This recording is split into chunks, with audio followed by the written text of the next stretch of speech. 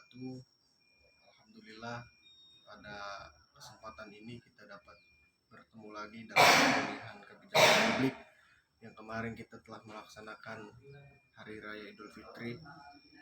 Di sini saya langsung saja sebagai moderator ingin membacakan makalah yang telah kami buat, yaitu ada 7 anggota kelompok. Yang pertama Idris Rafli, yang kedua Muhammad Fadli Ardiansyah, saya sendiri, yang ketiga Panji Saputra, yang keempat Fitra, yang kelima Ridho Juska Fernando, yang keenam Yona Triana, dan yang ketujuh Ferdi Trihandi. Puji dan syukur kehadirat Allah yang Maha Kuasa, yang mana atas berkat rahmat, karunia serta hidayahnya, sehingga pemakalah dapat menyusun makalah yang berjudul Hukum sebagai Instrumen Kebijakan Publik ini dengan sebaik-baiknya. Salawat serta salam tetap tercurah kepada baginda Rasulullah SAW serta keluarganya hingga akhir zaman. Amin ya rabbal alamin. Langsung saja saya bacakan pendahuluan, yaitu kebijakan publik pada dasarnya adalah suatu kewenangan karena dibuat oleh sekelompok individu yang mempunyai kekuasaan yang sah dalam sebuah sistem pemerintahan.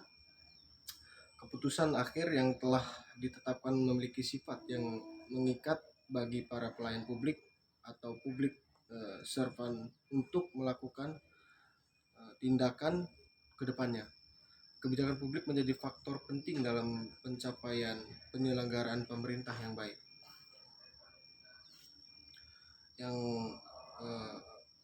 pengertian kebijakan publik adalah serangkaian tindakan yang ditetapkan dan dilaksanakan atau tidak dilaksanakan oleh pemerintah yang mempunyai tujuan atau berorientasi pada tujuan tertentu demi kepentingan seluruh masyarakat. Ditegaskan bahwa kebijakan publik dibuat benar-benar atas nama kepentingan publik untuk mengatasi masalah dan memenuhi keinginan dan tuntas seluruh anggota masyarakat. Secara terminologi, pengertian kebijakan publik ini ternyata banyak sekali, tergantung dari sudut mana kita mengartikan. Eston memberikan definisi kebijakan publik sebagai pengalokasian nilai-nilai secara paksa kepada seluruh masyarakat. Level dan Kaplan juga mengartikan kebijakan publik sebagai pencapaian tujuan nilai-nilai dalam praktek-praktek yang terarah. Pressman dan Wideksky sebagaimana dikutip Budi Winarno mendefinisikan kebijakan publik sebagai hipotesis yang mengandung kondisi-kondisi awal dan akibat-akibat yang bias diramalkan. Kebijakan publik itu harus dibedakan dengan bentuk-bentuk kebijakan yang lain, misalnya kebijakan swasta. Hal ini dipengaruhi oleh keterlibatan faktor-faktor bukan pemerintah. Robert ini sebagaimana dikutip oleh Leo Agustino mendefinisikan kebijakan publik sebagai hubungan antara unit pemerintah dengan lingkungannya. Banyak pihak beranggapan bahwa definisi tersebut masih terlalu luas untuk dipahami, karena apa yang dimaksud dengan kebijakan publik dapat mencakup banyak hal. Demikian yang dapat saya baca, mungkin seterusnya akan dibacakan oleh kelompok kami, kelompok buah, seterusnya teman kami yang membacakan. Kurang lebihnya saya mohon maaf, pada Allah saya mohon ampun. Billahi taufiq wal hidayah. Assalamualaikum warahmatullahi wabarakatuh. Winarno mendefinisikan kebijakan publik sebagai hipotesis yang mengandung kondisi-kondisi awal dan akibat-akibat yang bias diramalkan. Kebijakan publik itu harus dibedakan dengan bentuk-bentuk kebijakan yang lain, misalnya kebijakan swasta.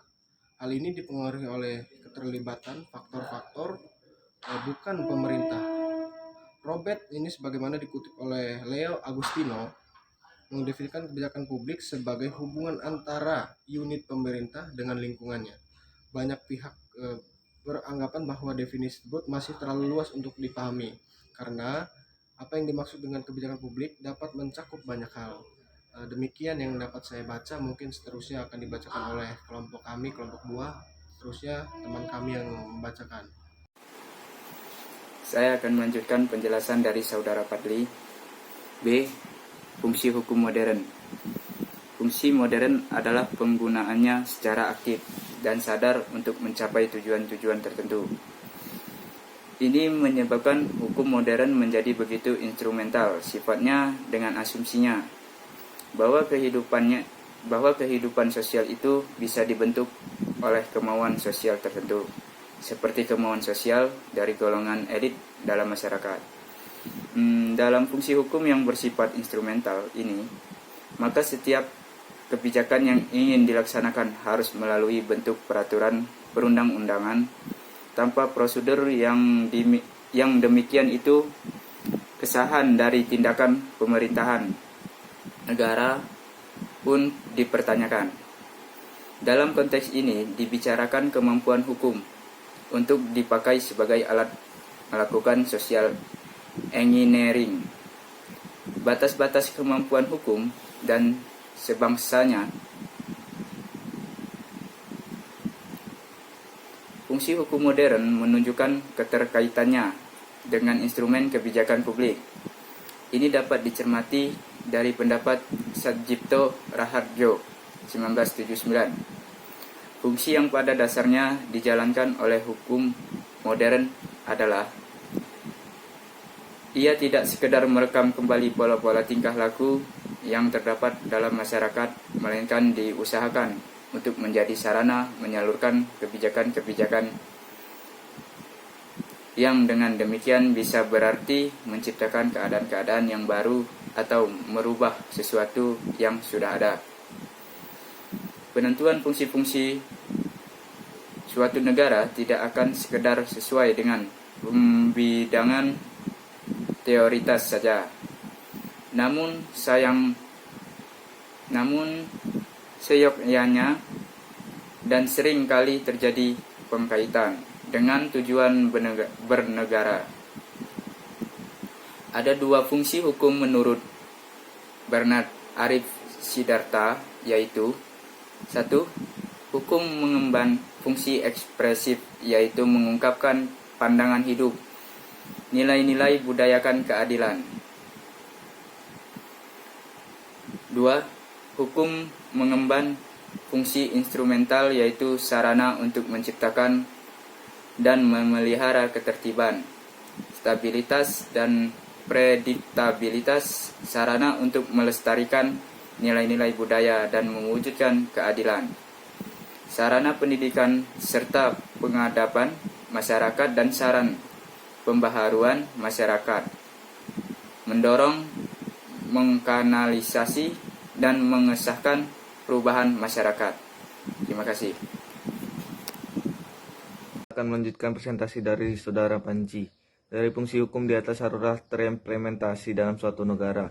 Setiap negara mempunyai hukum yang berbeda-beda yang dipengaruhi oleh kultur budaya, sejarah negara, pengadopsian hukum, dan para pembentuk hukum negara itu sendiri.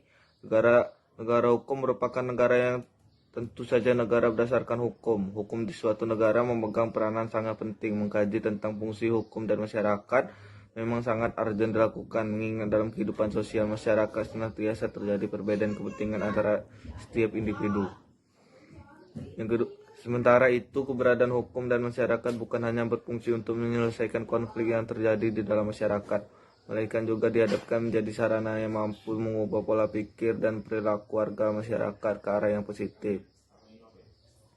Dengan begitu, hukum akan memiliki daya kerja yang baik apabila dua fungsi hukum betul-betul membumi dalam kehidupan masyarakat. 1. Fungsinya yang pasif, yang hanya untuk menjaga status quo. Fungsi ini disebut sarana sosial kontrol. 2. Fungsi yang aktif, yang merombak tatanan yang telah ada menuju suatu keadaan yang dicita-citakan. Fungsi ini dikenal sebagai law is tool of social engineering, atau fungsi hukum sebagai alat prakarya sosial. Beberapa pemikiran atas konsep fungsi hukum tentang bagaimana hukum difungsikan agar dapat mewujudkan tujuan-tujuan hukum merupakan hal yang wajar, terutama untuk mencegah konflik, mengatur tatanan hidup manusia, dan menyelesaikan setiap konflik yang terjadi dalam persinggungan antara individu. Kondisi demikian menyebabkan para ilmuwan hukum dan pelaksanaannya menaruh perhatian besar dengan bertumbuh pada hubungan antara hukum dan masyarakat di mana hukum itu berlaku. Ya, selanjutnya akan dilanjutkan oleh rekan saya. B. Tujuan dan sarana hukum kebijakan publik. Dalam kebijakan yang dibuat oleh negara, kebijakan publik terdapat tujuan-tujuan. Untuk menciptakan tujuan-tujuan kebijakan tersebut, diperlukan instrumen atau sarana. Sebagai dikemukakan oleh A. Hogarth bahwa sarana dapat diuraikan sebagai segala sesuatu yang dipergunakan atau dapat dipergunakan oleh seorang aktor untuk memperlancar terwujudnya tujuan atau tujuan-tujuan. B.G. Peters mengidentifikasi beberapa tipe instrumen kebijakan, yakni hukum, undang-undang, pelayanan, uang, pajak, instrumen ekonomi sesuai dalam Y. Parsons. Tujuan hukum negara pada dasarnya untuk menjamin dan mendatangkan kemakmuran, kebahagiaan, dan keadilan bagi seluruh lapisan rakyat. Tujuan hukum yang demikian memang termasuk tujuan hukum yang tingkat ideal yang untuk mencapainya yang sangat membutuhkan dukungan dari semua pihak. Menurut Profesor Van Affelden, tujuan hukum ialah mengatur pergaulan hidup manusia secara damai. Hukum menghendaki perdamaian. Kebijakan dapat dinyatakan sebagai usaha untuk mencapai tujuan-tujuan tertentu, sekaligus sebagai upaya pemecahan masalah dengan menggunakan sarana-sarana tertentu dan dalam tahapan waktu tertentu. Kebijakan umumnya bersifat mendasar karena kebijakan hanya menggariskan pedoman umum sebagai landasan bertindak dalam usaha mencapai tujuan yang tidak ditetapkan. Adapun pendapat dari beberapa ahli, menurut Kriegen, kebijakan sebagai tindakan secara sadar dan sistematis dengan mempergunakan sarana-sarana yang cocok dengan tujuan politik yang jelas sebagai sasaran yang dijalankan langkah demi langkah. Menurut Kuyper, kebijakan sebagai suatu susunan dan tujuan-tujuan yang dipilih oleh para administrator publik dan untuk kepentingan diri sendiri maupun untuk kepentingan kelompok dan sarana-sarana dan saat-saat yang mereka pilih. Tujuan negara adalah kepentingan utama bagi ketertiban bagi suatu negara. Ilmu negara akan mengalami kesulitan bila mana hal ini diabaikan. Oleh karenanya, teori tentang tujuan negara dianggap sebagai suatu hal yang penting bagi ilmu negara, susunan organisasi negara, cara alat perlengkapan negara, saling berhubungan akan bergantung dan berhubungan erat pada tujuan negara. Baiklah, di sini saya akan melanjutkan presentasi dari Saudara Ridho. Tujuan negara ialah negara itu sendiri. Kata Hegel, negara itu adalah proses yang mempunyai kemampuan sendiri dalam mengejar pelaksanaan ide umum. Ia memelihara dan menyempurnakan diri sendiri. Maka kewajiban tertinggi manusia adalah menjadi warga negara sesuai dengan undang-undang. Kaum diktator menganut paham negara itu sendiri sebagai tujuan. Penggunaan hukum sebagai sarana ini karena hukum memiliki beberapa kelebihan, yaitu A. Hukum bersif attribusional, B. Integratif, C. Memiliki legitimasi, D. Didukung oleh adanya mekanisme pelaksanaan, E. Memiliki sanksi. Di mana hukum sebagai sarana untuk menjamin kepastian dan memberikan prediktibilitas di dalam kehidupan masyarakat. Menurut Wilhelm Aubert, dalam rangka pencapaian tujuan ialah diperlakukan adanya sarana berupa hukum, karena secara teknis hukum dapat melakukan hal-hal sebagai berikut. Pertama, hukum merupakan suatu sarana untuk menjamin kepastian dan memberikan prediktibilitas di dalam kehidupan masyarakat. Hukum merupakan sarana perintah untuk menetapkan sanksi. Hukum sering dipakai oleh perintah sebagai sarana untuk melindungi melawan kritik. Hukum dapat digunakan sebagai sarana untuk mendistribusikan sumber-sumbernya. C. Kemampuan hukum sebagai instrumen kebijakan publik. Hukum diperlakukan agar kebijakan-kebijakan kenegaraan dan pemerintahan dapat memperoleh bentuk resmi yang bersifat mengikat dan dapat dipaksakan berlakunya untuk umum, karena hukum yang baik diperlakukan dalam rangka pembuatan kebijakan yang diperlakukan merekayasa, mendinamisasi, mendorong dan bahkan mengarah guna mencapai tujuan hidup bersama dalam wadah negara kesatuan Republik Indonesia yang berdasarkan Pancasila dan Undang-Undang Dasar 1945. Di samping itu, dalam rangka pelaksanaan kebijakan-kebijakan tersebut, hukum juga harus difungsikan sebagai sarana pengendalian dan sebagai sumber rujukan yang mengikat dalam menjalankan segala roda pemerintahan dan kegiatan penyelenggaraan negara. Dalam kenyataan praktik, baik dalam konteks perbuatan kebijakan maupun dalam konteks pelaksanaan kebijakan, masih terlihat adanya gejala anomi dan anomali yang belum dapat diselesaikan dengan baik selama 11 tahun pasca reformasi ini. Dari segi sistem norma, perubahan-perubahan telah terjadi dimulai dari norma-norma dasar dalam konstitusi negara yang mengalami perubahan mendasar.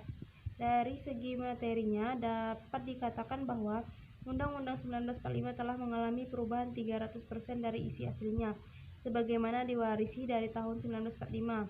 Sebagai akibat lanjutan, maka keseluruhan sistem norma hukum sebagaimana dicerminkan dalam berbagai peraturan perundang-undangan harus pula diubah dan diperbaharui.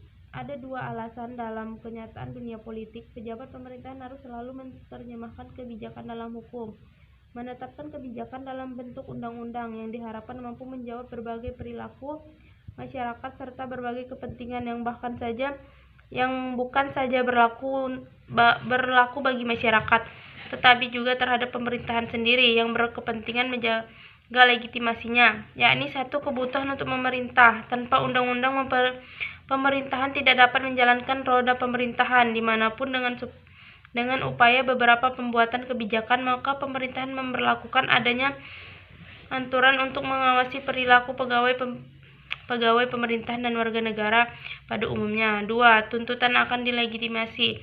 Kebijakan yang diformulasikan dalam bentuk undang-undang memberikan pemerintahan suatu legitimasi dengan memiliki legitimasi yang sah dari para pejabat dan warga negara. Assalamualaikum warahmatullahi wabarakatuh. Di sini nama saya Fadli Triandi. Di sini saya akan menjelaskan lanjutan makalah contoh hukum sebagai instrumen kebijakan publik. Kebijakan publik yang telah disepakati melalui proses formulasi kebijakan publik harus dilegalkan agar kebijakan publik yang telah disepakati terjamin pelaksanaannya dan dipatuhi oleh semua pihak. Sejak disahkannya Undang-Undang KIP sebagai produk hukum hasil proses formulasi kebijakan publik memberi kekuatan hukum terhadap pelaksanaannya. Contohnya dapat dilihat pada perbandingan sebelum dan sudah Undang-Undang KIP lahir. Sebelum Undang-Undang KIP lahir dan aspek kepastian hukum, belum ada sanksi bagi pihak yang menghambat untuk memperoleh informasi. Namun ketika Undang-Undang KIP lahir, terdapat sanksi bagi yang menghambat untuk memperoleh informasi dan sanksi bagi yang menyalahgunakan informasi. Demi memastikan hukum ini berjalan sesuai dengan tujuan, maka dalam Undang-Undang KIP pasal 23 mengamankan untuk membentuk Komisi Informasi sebagai lembaga negara yang tidak termasuk dalam aktor trias politika. KI berfungsi menjalankan Undang-Undang KIP dan menyelesaikan sengketa informasi melalui adjudikasi non litigasi.